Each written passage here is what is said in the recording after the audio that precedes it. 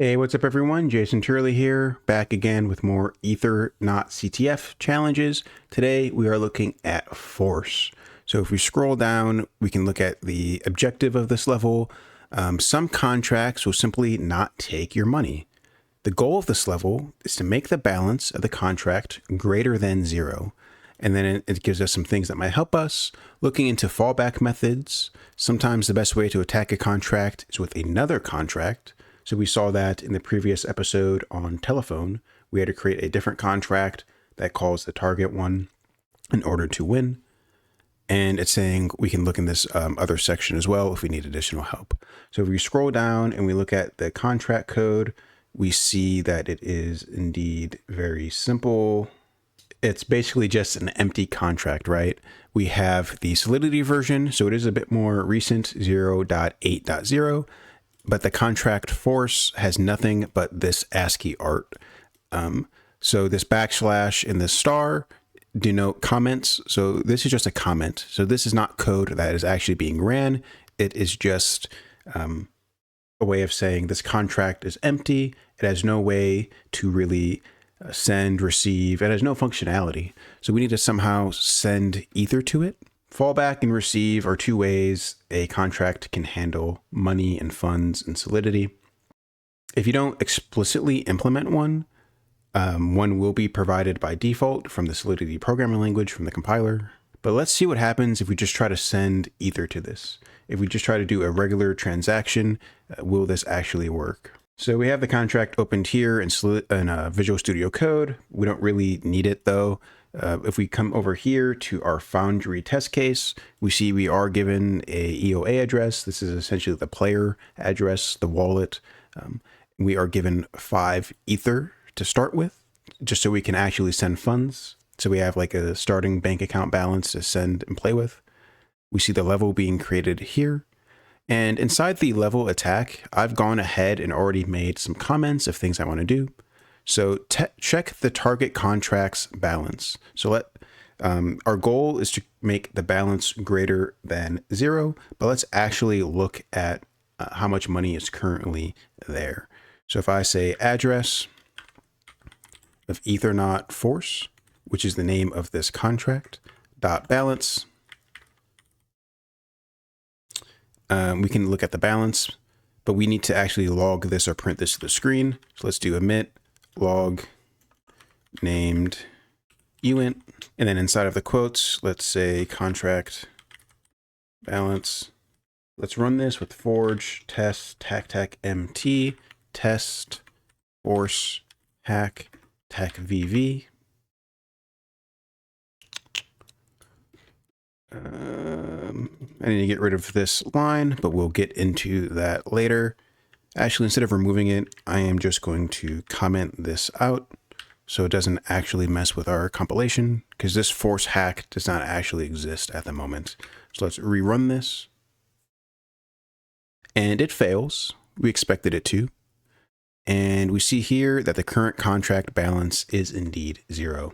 So I like to print things out to the screen. I like to visualize it that way, but you can also just do assert statements. So we can say assert equal 0, and then the address of or the balance of this contract. And that's another way you can check it as well. So let's actually try to send some money to this contract. Let's do it the normal way. So we saw that we can do the .call method on a contract. So Ethernaut force .call, open parentheses. We're not going to call a function. We're not going to worry about call data. We'll get into that in a later challenge. So we want to send some type of money. So we'll need to do these open and closing curly braces. And let's set the value to be something small. And let's just do 1 ether.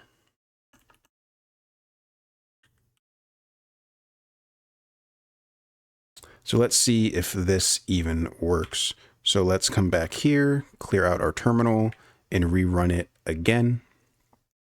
So it fails, but we sent money to it, didn't we? So let's hit the up arrow, and let's do 3 V's this time, so we can actually look at the stack trace a little bit. So we see here, we emitted the contract balance, and right here, force fallback. So like I said before, if a function or a smart contract does not have a fallback function implemented, one will be provided by default because it needs some way to receive funds. So the fallback function was called with a value of 1 ether. It's written in way. So all that essentially means is 1 ether is denoted as the number 1 with 18 zeros after it. So we sent 1 ether to this fallback function, and then we see that it reverted. So since there is no way for it to handle receiving money, it's erroring out. But why is that a thing? So let's say you send money to a protocol. Let's say it's a very simple bank account, I don't know, where you can send money, you can deposit money, and you can withdraw money. However, they forgot to implement any way to receive the money. So you send money, but there's no way to take it out. So it doesn't want to accept your funds. Essentially, that's what it's saying. This contract does not want to accept your money because it will be locked in there. If you deposit something with no way to withdraw it, it'll be essentially gone. So that's why it's reverting. It is reverting the transaction. It's undoing it. That money is still in your wallet. It hasn't disappeared to the ether. But we want to find a way to force the money to go. So we can do something called the self-destruct keyword, right? And if we really wanted it, we could Google self-destruct. So I'm just going to look up Solidity self-destruct. So this is the Solidity documentation, deactivate and self-destruct. The only way to remove code from the blockchain is when a contract at that address performs the self-destruct operation. The remaining ether stored at that address is set to a designated target and the storage and code is removed. So self-destruct is a way to kind of delete your contract, delete your code off the blockchain, and then whatever money is accumulated in that contract at the time, send it out, send it to somewhere.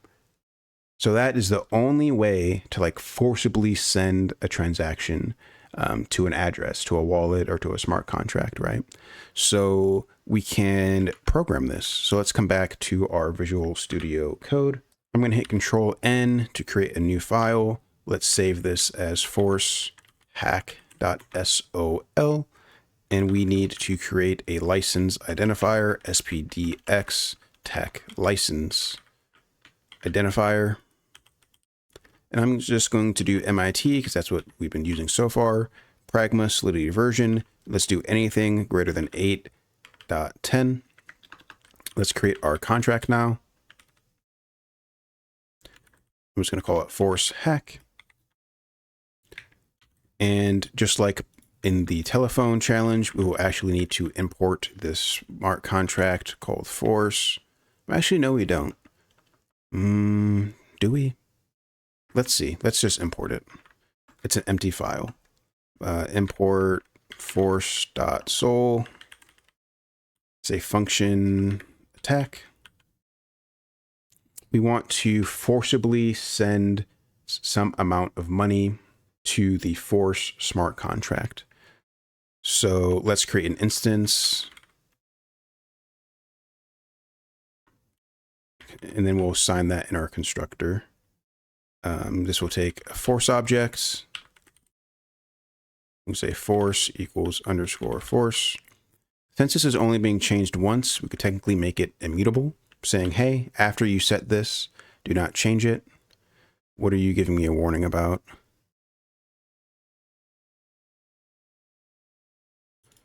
We don't need that.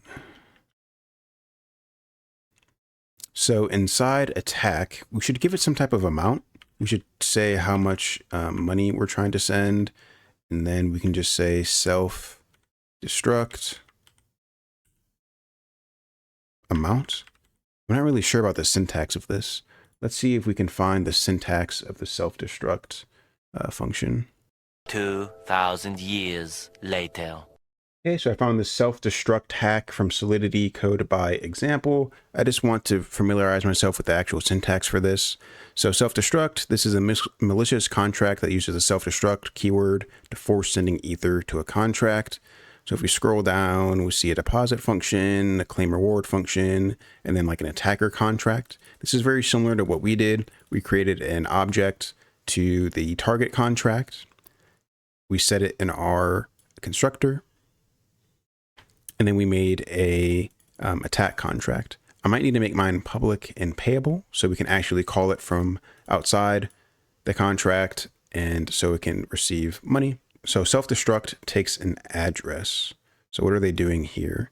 Address payable ADRR equals payable address. So we're converting our object to an address, and then we just send the money to that address.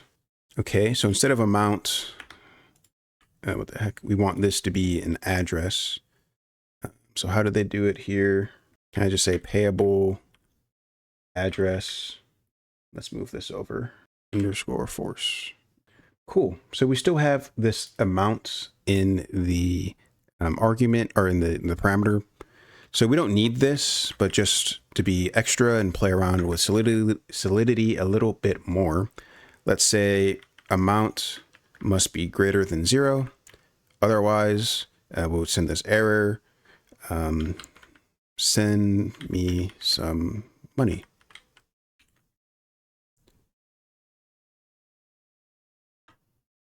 And we're still getting this red compiler warning, and that's because we have no visibility on this function. So let's make it public. And we also want to make it payable, so it can actually send and receive some money. And we are getting a compiler warning here. It's basically saying self-destruct is deprecated. It's not suggested to ever use this command, but that's fine for the sake of our challenge. So let's come back over here. And in our little section for force transfer the Ethereum, let's simply import our hack. So force hack, let's call this, I guess, force hack, or we could call it attacker equals new force hack, and then Ethernaut force. So we can just call attacker attack. And this will fail because we're not actually providing it any money. Attacker.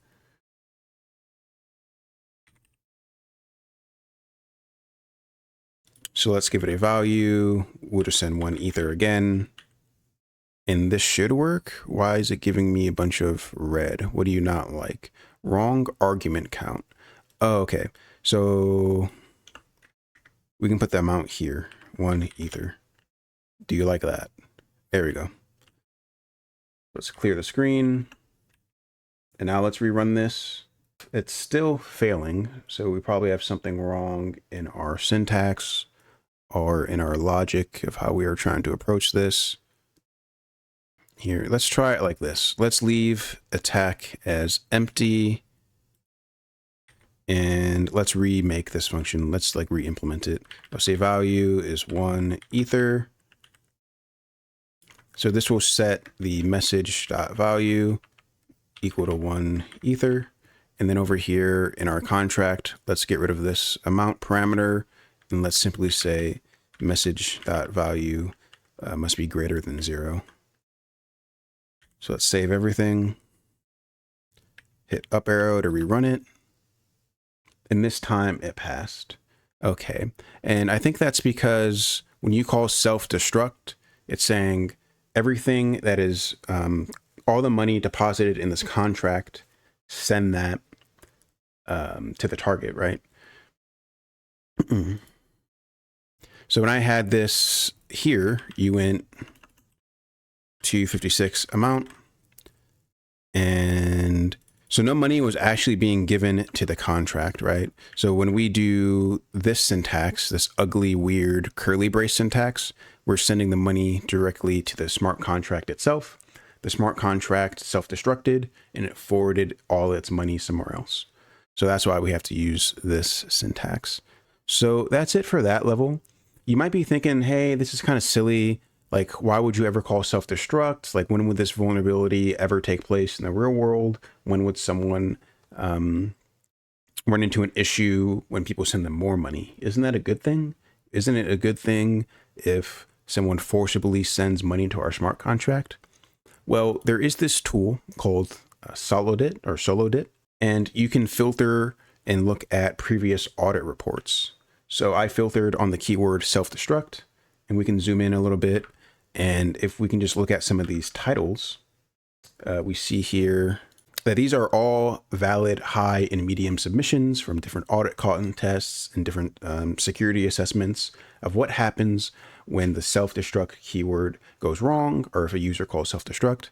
So we see here that this function could be continuously blocked by exploiting self-destruct, incompatible self-destruct implementation, self-destruct would not remove the bytecode of the contract. What else do we have? Self-destruct may cause the funds to be lost. Self-destruct will not be available. Self-destruct risks. So we see like self-destruct can cause some issues. It can cause funds to be locked. So if I open up one of these, we can actually look at one of these audit submissions and we can see the impact. So if we wanted, we could scroll through and we could read the root cause of this, or maybe some other one.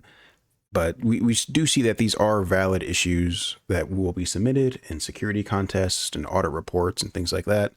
A malicious contract could exploit the self-destruct opcode, this in Ether directly to update manager, blocking calls to this function. And then we could click on this function and like actually see how it's implemented and what's wrong with it and stuff. But yeah, so that's really it for this CTF. It was supposed to be short and sweet and to the point. But of course I kind of rambled a little bit. So that I just thought was an interesting thing. I don't know if I'll go through every single one of these challenges from Ethernaut, because there are 33 of them. But as I continue to learn and grow and study blockchain security, I will try to showcase that with you guys as well. So hopefully this was interesting and fun. If you do like it, remember to comment and subscribe. And as always, guys, take it easy, and I will see you in the next video.